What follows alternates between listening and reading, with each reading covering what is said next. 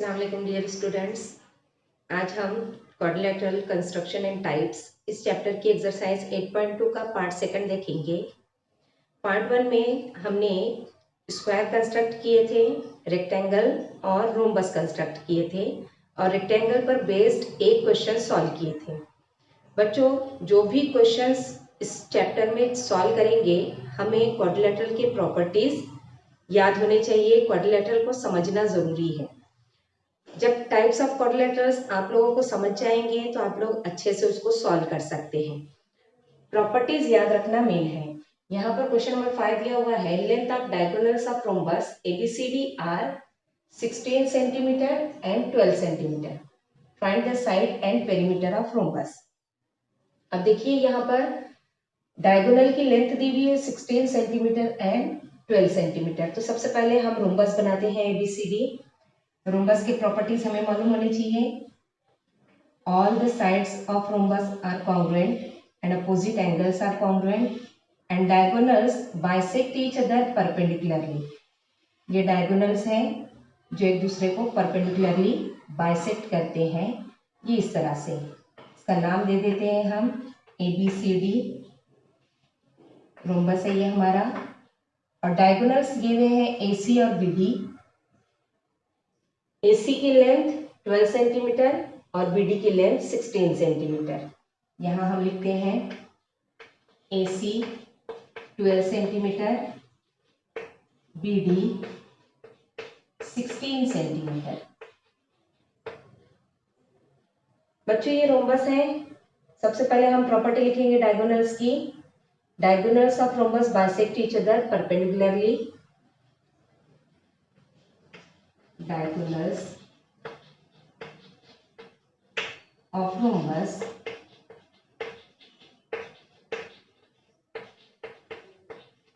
bisect each other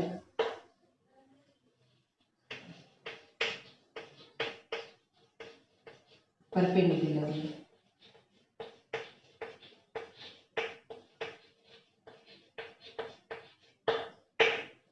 अब ये perpendicularly bisect कर रहे हैं, इसका मतलब ये हुआ अगर इनका पॉइंट ऑफ इंटरसेक्शन O है, AO is equal to OC, it will be half of AC. AC का हाफ होगा ये पार्ट, AO और OC। तो हम यहाँ लिखेंगे AO is equal to OC is equal to half of AC। AC का हाफ होगा ये पार्ट, क्योंकि ये परपेंडिकुलरली बाइसेक्ट कर रहे हैं एक दूसरे को। AC का हाफ मीन्स AC 12 है तो AO और OC कितना आ जाएगा 6। Half of 12 6 centimetre. इसी तरह से BO और D ये हो जाएगा हमारा 16 का half 8। BO is equal to OD is equal to half into BD का हाफ इंटू 16 8 सेंटीमीटर। अब बच्चों देखिए यहाँ पर हमें ये मिल गया है 6 6, ये मिल गया है 8 8, और ये जो ट्रायंगल बनते हैं छोटे छोटे 4 ट्रायंगल्स जो अंदर बन रहे हैं सबके सब राइट एंगल ट्रायंगल्स हैं। राइट एंगल ट्रायंगल जब भी आता है हमें पाइथागोरस थ्योरम यूज करना होता है, इस बात को हमेशा याद रखेंगे।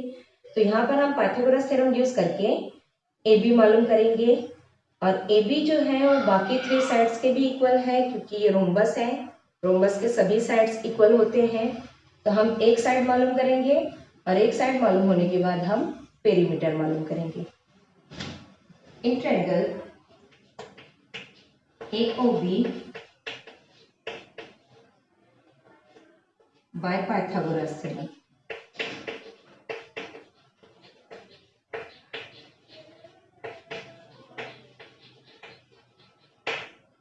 hypotenuse square is equal to one side square plus other side square.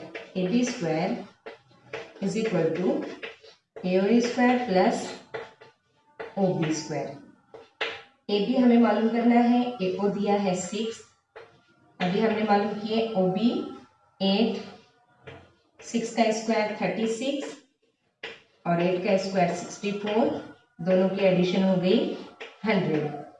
अब देखिए बच्चों, A B square is 100, therefore A B कितना आ जाएगा, इसका स्क्वायर रूट लीजिए, इसका भी स्क्वायर रूट ले लेंगे हम, ये हो जाएगा 10 सेंटीमीटर स्क्वायर रूट।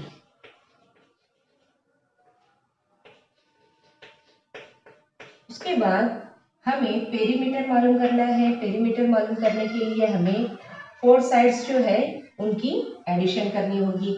ये रोम्बस है, रोम्बस के सभी साइड्स इक्वल होते हैं, इसलिए हम क्या करेंगे, 4 से मल्टीप्लाई कर देंगे। पहले हम यहाँ पर लिखते हैं sides equal A B, B C, C D, A D, all sides are of 10 centimetre. Perimeter is equal to 4 into side square की तरह, जिस तरह से स्क्वायर का पेरीमीटर मालूम करते हैं वैसे ही यहाँ पर रोम्बस का मालूम करेंगे। 4 इंटू 10 हमें मिलेगा 40 सेंटीमीटर। क्वेश्चन नंबर 6 दिया हुआ है, find length of diagonal of square with side 8 centimetre. Diagonal हमें मालूम करना है, साइड की लेंथ दी हुई है हमें 8 सेंटीमीटर और क्वाड्रिलेटरल है हमारा स्क्वायर। स्क्वायर के सभी साइड्स इक्वल होते हैं और डायगोनल्स भी कॉन्ग्रुएंट होते हैं, दोनों भी डायगोनल्स इक्वल होते हैं और सभी एंगल्स राइट एंगल होते हैं। हमें डायगोनल मालूम करना है, साइड दी हुई है हमें 8 सेंटीमीटर। बच्चों, स्क्वायर का डायगोनल मालूम करने का एक छोटा सा फॉर्मूला भी है, diagonal of square is equal to root 2 into side. अगर वो फॉर्मूला हम यूज करते हैं तो हम डायरेक्ट AC की वैल्यू मालूम कर सकते हैं, और या अगर हम फॉर्मूला नहीं जानते तो हम क्या करेंगे, इसमें पाइथागोरस थ्योरम लेंगे और पाइथागोरस थ्योरम लेकर हम AC फाइंड आउट कर सकते हैं। तो मैं आसान फॉर्मूला जो है वो बता देती हूँ आप लोगों को। फॉर्मूला याद रखिए, लेंथ ऑफ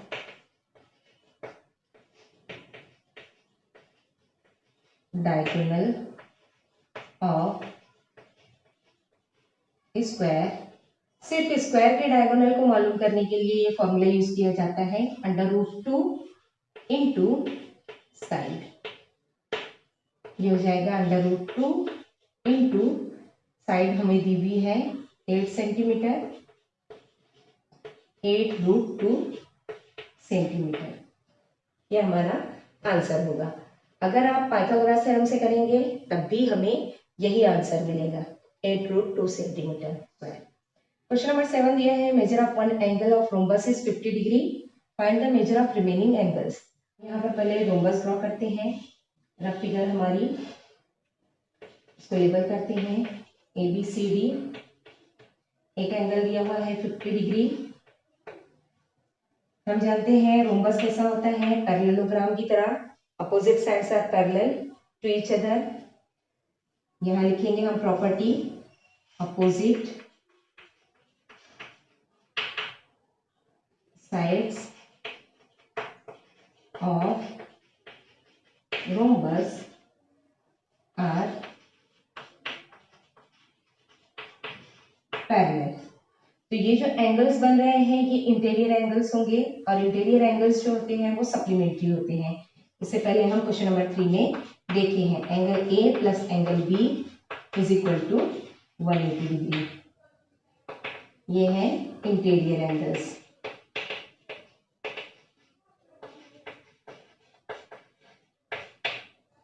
एंगल A हमें मालूम करना है, angle A plus angle B की जगह हमने 50 डिग्री रखे इज इक्वल टू 180। 50 इधर जाके माइनस हो जाएगा, A is equal to 180 minus 50, we get here 130। अब बच्चों हमें मालूम है रोम्बस के अपोजिट एंगल्स जो होते हैं वो कॉन्ग्रुएंट होते हैं, इसलिए A और C कॉन्ग्रुएंट होगा और इसी तरह से B और D ये कॉन्ग्रुएंट होगी। हम यहाँ लिखेंगे opposite angles of rhombus are